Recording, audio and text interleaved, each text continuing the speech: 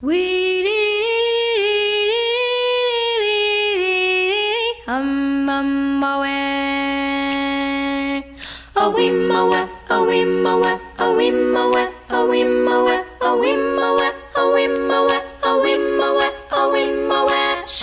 the jungle, the mighty jungle, the lion sleeps tonight.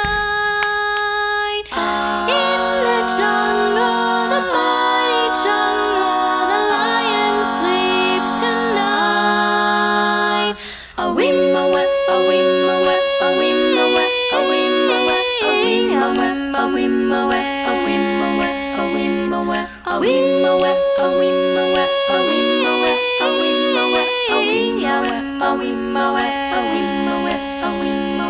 Near the village, the peaceful village, the lion sleeps tonight.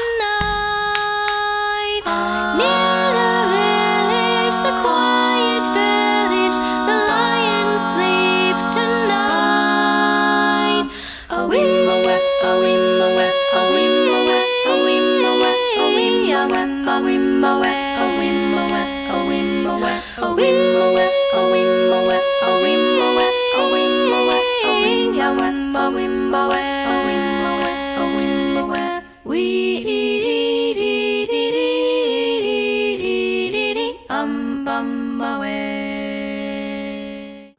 There are many people who come to different megalithic and monumental sites. They can be independent researchers or the conventional scientists. They notice one of the things, for example, they see blocks, like they say they are perfectly cut or they're perfectly fit. It was done by advanced civilizations and that's it. They don't go deeper. So we need to go deeper. We need to look for the answers. The site where we are at right now, and this is the great Zimbabwe ruins in southeastern Zimbabwe, is the most impressive and most monumental site in the southern part of Africa. It can be equaled only by the Egyptian pyramids and obelisks in Aksum. Here, what other people do not notice are several phases of this site. And the first phase has nothing to do with this beautiful, nicely shaped granite little plates. The first phase was the phase of huge granite boulders. On several places we can notice the balancing rocks. There is no way that due to the tectonics or rocks, rolling down the hill, they could end up at the places like this one here, because there is nothing higher than that. Meaning the only way is that they've been placed there. This is not the product of the erosion. So they've been placed there. Several pieces like this one we can find here. So it seems to me that in a distant past, long before the time of Homo sapiens, different beings were really playing on such place. Why did they choose this place? Zimbabwe is a country of proportionally looking, relatively looking, most of the granite material per capita. Such statistic does not exist, but it can give us an idea what one small country, 16, 17 million people, can have. Now we are surrounded by mountain chains of granite. Why is granite so important? Not only is the construction material, which is exceptional quality, but because of its energy properties. Granite has a high quantity of quartz crystal. Quartz crystal has the ability to transform the energy. Today we know, when we want to have a barbecue party, When we want to turn on the barbecue, we press it. What we are pressing, the button. What's behind the button? It's a piece of quartz crystal.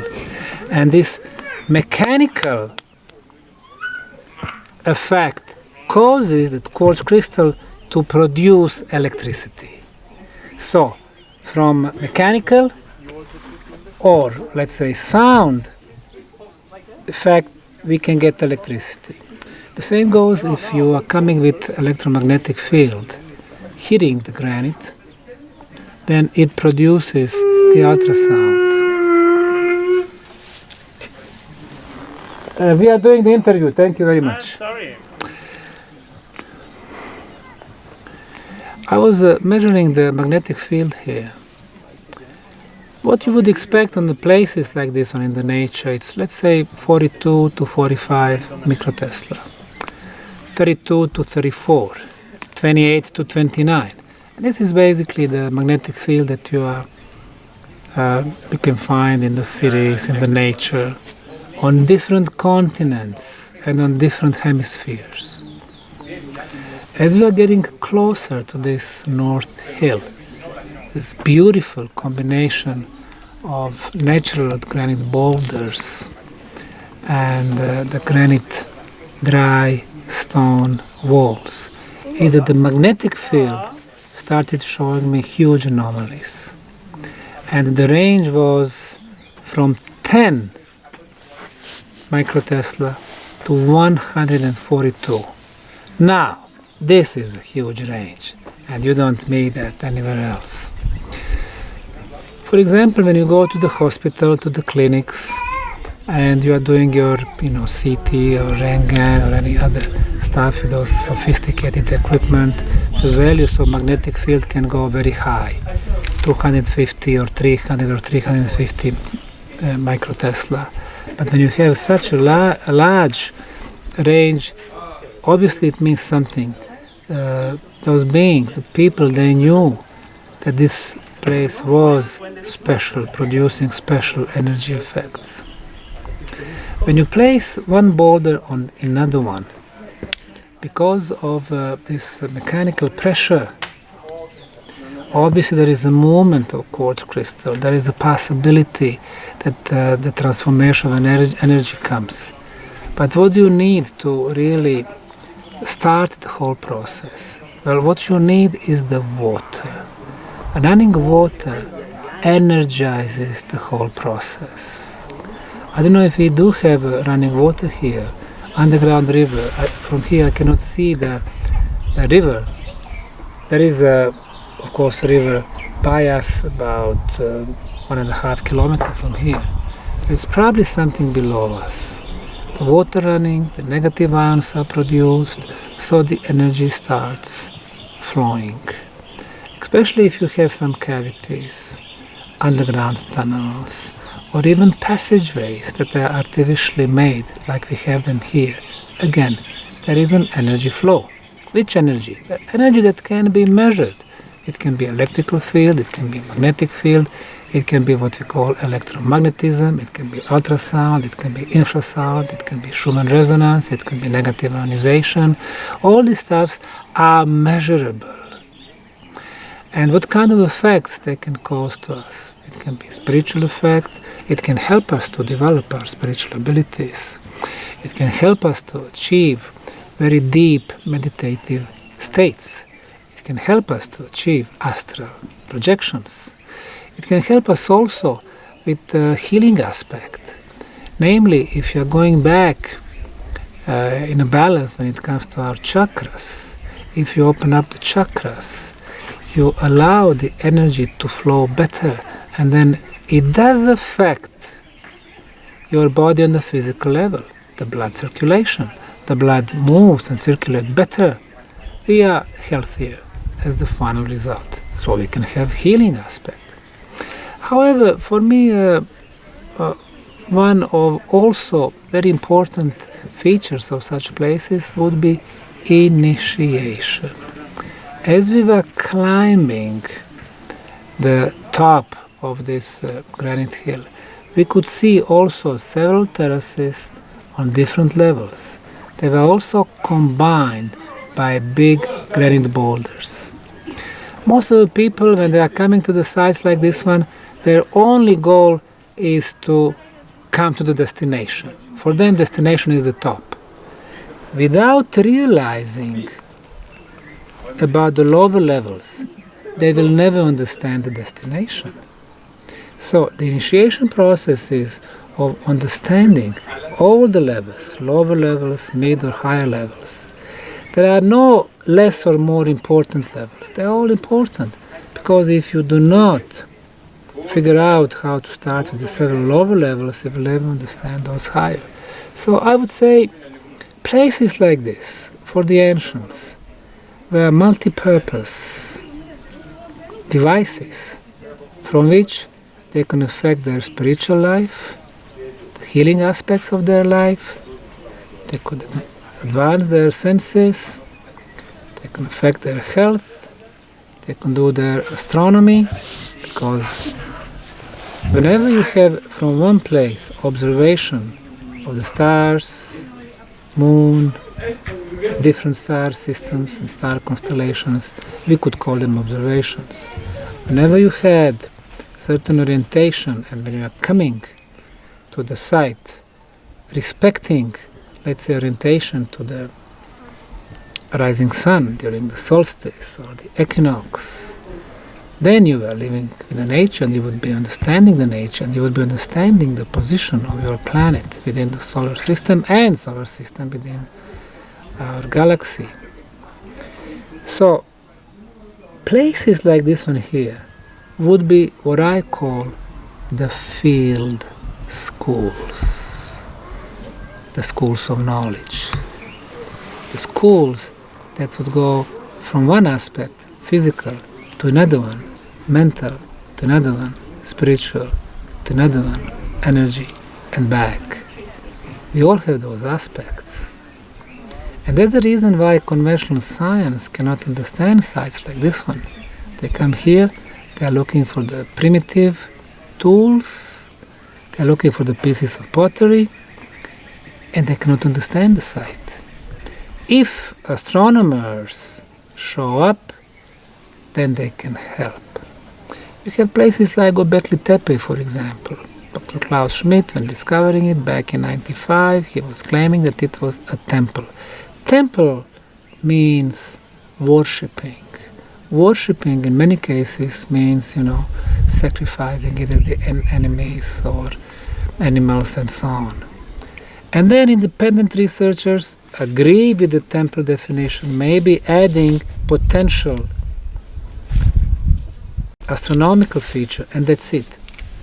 Since they don't measure energy phenomena, which I mentioned earlier, they cannot understand the sites.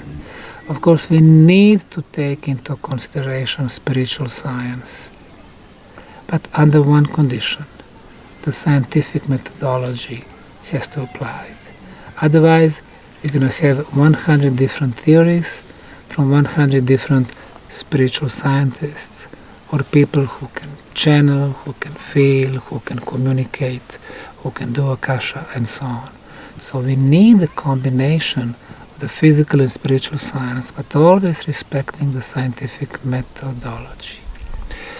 So finally, to answer your question, how we can explain this site? 3 phases are very obvious. The first one is the phase when somebody was respecting and playing and learning from these huge granite boulders. This was the place of spiritual power. The second one is when somebody was shaping millions and millions of these granite rocks, and even though they are very small, they are 2, 5 or 15 kilos, so they are not impossible to carry or to install.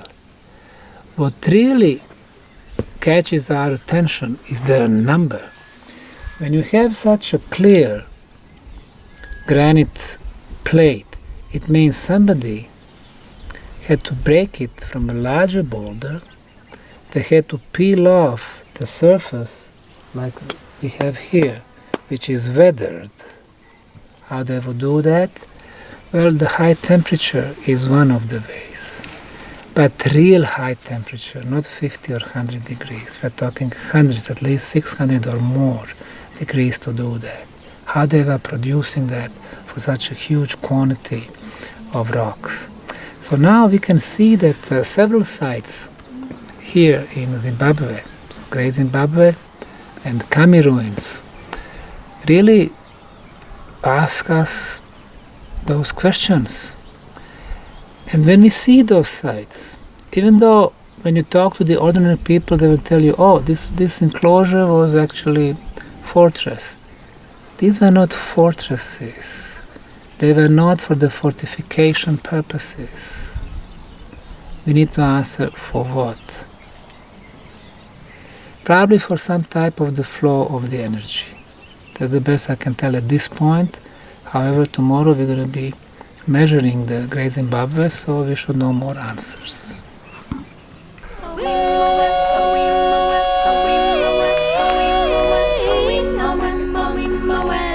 Bye!